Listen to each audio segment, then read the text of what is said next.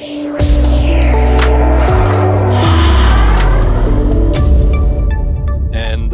Michael, what about silver? Sure. Well, first of all, again, thank you, Alessandro and Krishan. It's a pleasure to be on this webinar with you. We appreciate the opportunity to talk about the white metal, it being silver. So silver, like gold, has been an investment and a treasured commodity for centuries. And if you just take last year, for example, and going on some of the 3 points that Krishan illustrated, diversification of a portfolio is certainly one reason why somebody would hold a hard asset such as silver.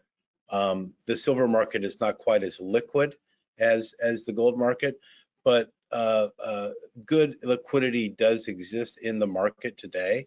There are some that are arguing that that may not be the case, and we can talk about that a little bit later on with respect to the silver squeeze we saw earlier this year.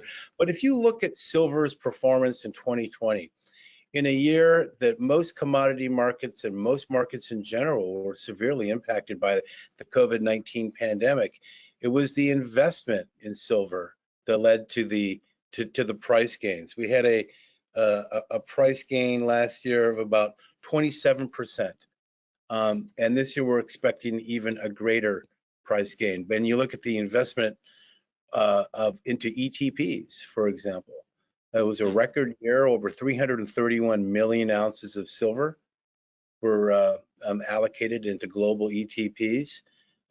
Physical demand was extraordinarily strong. You couldn't really get a coin or a bar at some points during the year.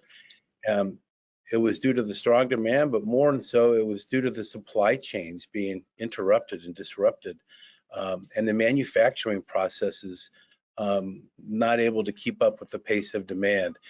So we look at those factors. We feel very confident that 2021 is going to be a good year, but you also have to focus in to some of these extraordinary fiscal and monetary positions in an era of a record debt accumulation through various governments across the world.